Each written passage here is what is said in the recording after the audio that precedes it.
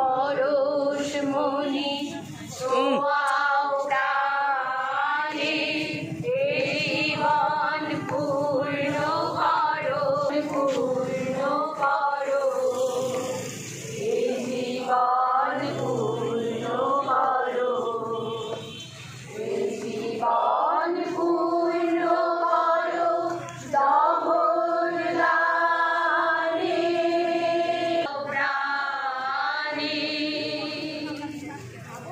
আমারি দেহ খানি তুলে ধরো, প্রদীপ করো, আমারি দেহ খানি ধরো, নিশিদিন আলো শিখা জ্বলুক নারে। শিক্ষা দিতে পারছেন সেই তাগিদেই কিন্তু আজকে পুরুষরাও আমাদের সাথে একসাথে হয়েছেন, তাদেরকেও আমরা প্রণাম জানাই। আজকের আমাদের সুরক্ষা বন্ধন কর্মসূচি এগিয়ে নিয়ে যাব। প্রথমে আমরা মানববন্ধন করব, তারপর সবাই সবার হাতে রাখি পরিয়ে দেব, সবাই সবার হাতে কালো রিবন পরিয়ে দেব। बार पर्दों की तरह हिलने लगी, शर्त लेकिन थी कि बुनियाद हिलनी चाहिए, शर्त लेकिन थी कि बुनियाद हिलनी चाहिए, इस हिमालय से 14 আগস্ট যে মেয়েরা রাত দখল করেছিল আরজি করের জাস্টিসের দাবিতে এবং সমগ্র দেশের নারীদের সুরক্ষার দাবিতে একত্রিত হয়ে যে মিছিলের ডাক দিয়েছিল, সেই রাত দখলের মেয়েরা আমাদের আন্দোলনকে জারি রাখার জন্য আমাদের আজকের পরবর্তী কর্মসূচি সুরক্ষা বন্ধন। এটা রাখি বন্ধন উৎসব নয়, এটাও আমাদের একটা প্রতিবাদী পদক্ষেপ। আজকে আমরা সবাই সবার হাতে কালো রিবন পরিয়ে দিচ্ছি, যেখানে একটি লোগো থাকছে জাস্টিস ফর আরজি কর। আমাদের প্রতিবাদ জারি থাকবে, বিভিন্ন কর্মসূচি আমরা গ্রহণ করব, তার ধরন আলাদা আলাদা থাকবে, কিন্তু আমাদের দাবি আমাদের ভাষা একই থাকবে।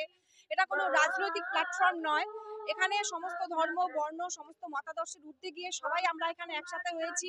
আমাদের যে মেয়েটির ওপর ধর্ষণ করা হয়েছে, তার উপর যে পাশবিক অত্যাচার করা হয়েছে এবং তাকে খুন করা হয়েছে, সেই বিচারের দাবিতেই আমরা আজকে এখানে সবাই একত্রিত হয়েছি এবং নারীদের সুরক্ষা আমরা দাবি করছি। এটাই আমাদের আজকে প্রতিবাদের ভাষা।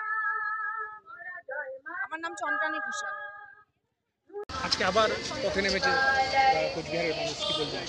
আসলে শুধু কোচবিহারের মানুষ নয়, আমরা লক্ষ্য করছি যে সারা দেশ এবং সারা পৃথিবীতেই আন্দোলনটা ছড়িয়ে পড়েছে, সারা বিশ্বব্যাপী। আসলে সারা পৃথিবীতেই মেয়েরা কোথাও সুরক্ষিত নয়। আমাদের রাজ্যে এই মুহূর্তে যে ঘটনাটা ঘটে গেছে, সেটাকে নিন্দা জানানোর কোনো ভাষা নেই। এই সমস্ত সমাজ পরিবর্তনের মধ্য দিয়ে শুধু যে আজকে আরজি করটা শুধু আমাদের কাছে একটা উদাহরণ, কিন্তু এই রকম উদাহরণ এই পশ্চিমবঙ্গে এই সময়কালে অনেক ঘটছে।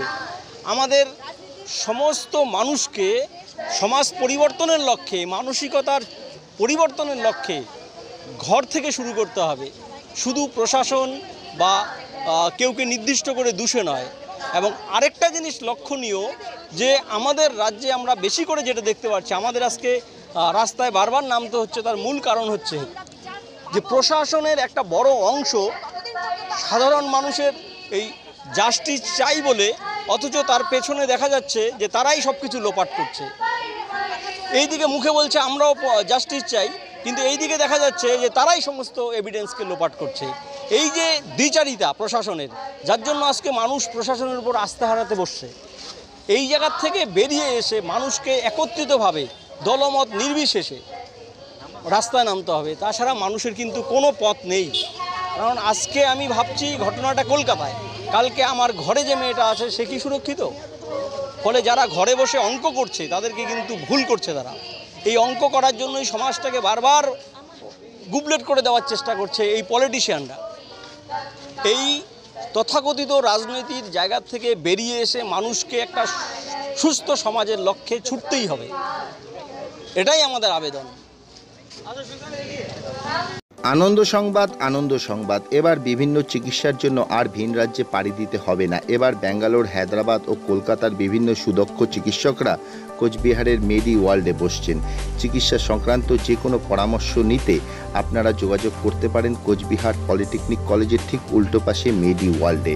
এখানে বসছেন cardiologist Kaushik Dasgupta, gastroenterologist doctor Kondal Reddy, physician doctor Kumarjit Dutta ও ফিজিশিয়ান ডক্টর সুদীপ্তা চক্রবর্তী। আমাদের ফোন নাম্বার 9907129668 এবং 9735558111।